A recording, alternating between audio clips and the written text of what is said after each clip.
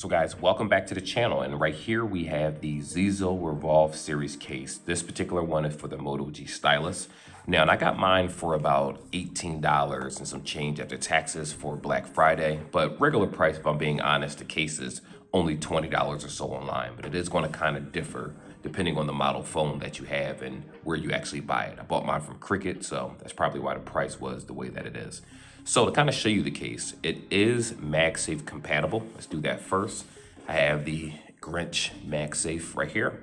You snap that on, as you can see, it actually holds pretty well. Now, the downside to this is that this actually doubles down as a kickstand. And as you can see, this can be a little flimsy at times. And when you kind of place this back over time, you see how it's buckling a little bit?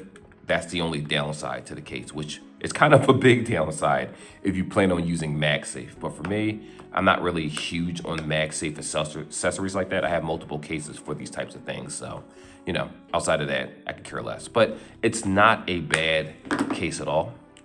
Doubles down as a kickstand if you want to stand your phone up. Of course, you can stand it up at different angles if you choose to do so. And as you can see, it does a pretty good job where this actually has the strength to keep it going. Now, obviously, it's going to bounce a little bit like a little baby bouncer because of the flimsiness of it. But I mean, it holds up. It holds up very well. And even if you turn it sideways, you have the option to do that.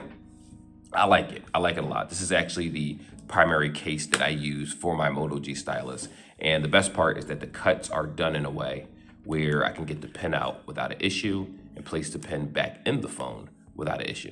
So anyway, before anyone asks, this is the AI generated photo that my wife made for me so I can use the rain effects on the Motorola device itself.